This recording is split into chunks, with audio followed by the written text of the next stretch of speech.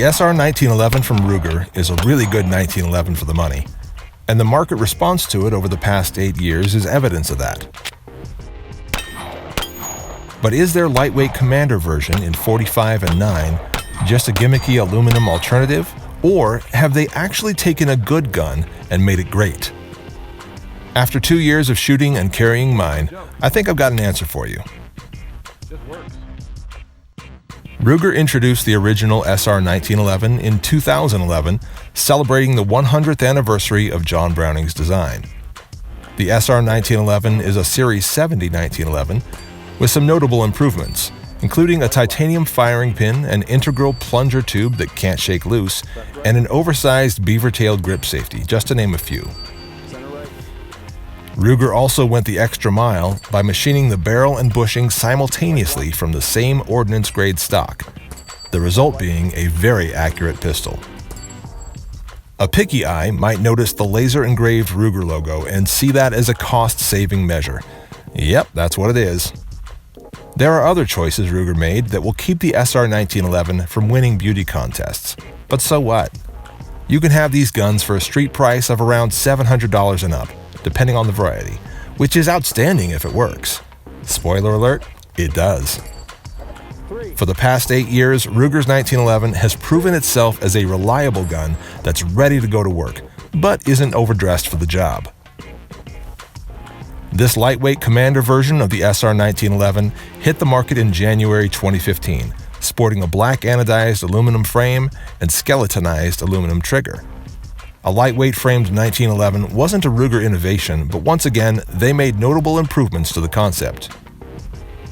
While sticking with mostly cost-effective aluminum, Ruger added an integral polished titanium feed ramp to the frame to cut down on the heavy wear that aluminum feed ramps suffer from. As a result, the lightweight Commander won't face the reliability issues and costly repairs of other aluminum guns. With the overall goal being weight savings and ease of carry, Ruger also opted to add slimline hardwood grips to the gun, which I'm a fan of, both for ergos and aesthetics.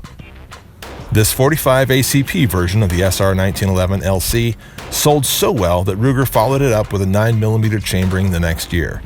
Other variations of the SR1911 have been introduced since, including the concealment-oriented officer-style 45 and the competition-ready custom shop 45, among others. It's clear that Ruger has a winner with this platform, and I'm sure these affordable American-made guns are going to continue to sell very well. So what motivated me to buy this gun 2 years ago, and what's motivating me to talk about it now? Well, there aren't any big sales or specials that I'm aware of, so my only motivation to review this gun now is the fact that I'm extremely happy with it. As far as why I bought it in the first place, well, that's because I suspected, based on the long list of features and excellent price, that I would be extremely happy with it. I love it when a plan comes together. After I had some issues with a budget foreign-built 1911, I started shopping for a higher quality gun that was still on the affordable side. I wanted something light enough to carry, sometimes for concealment, but mostly for outdoor use. The 1911 has long been a popular hunting camping companion, and I figured the right one could end up being my preferred sidearm to keep in the tent, take on the hunt, or even carry on long motorcycle rides. The SR1911 Lightweight Commander seemed to fit the bill at a price I could swallow, so I ordered one from my local FFL and got to work testing it. I put several hundred rounds of all sorts of ammunition through this gun over many different outings and in the hands of several different shooters. It would have been reasonable to see a few malfunctions in the beginning during break-in or with obscure problematic ammo types, but I honestly don't recall one single malfunction of any sort. There was one magazine, a 10-rounder, that needed some special attention to avoid over-insertion, but short of that, the gun ate any ammo I fed it and fed from any magazine I put in it. Accuracy was as good as I would ever expect from a gun this size, and though the 29.3-ounce weight made it snappier than other 45s, it was still a blast to shoot. I could blow through 200 rounds in half an hour and wish for more. The drift-adjustable 3-dot Novak sights leave nothing to be desired, particularly at this price range, and the 4.5-pound trigger breaks like glass, with barely any take-up or over-travel.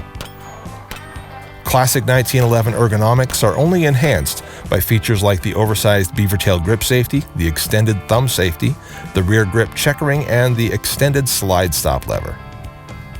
The gun comes ready to shoot and to carry with 2 flush-fitting 7-round magazines, but every other brand of 8-round and 10-round magazines that I've tried have worked fine as well.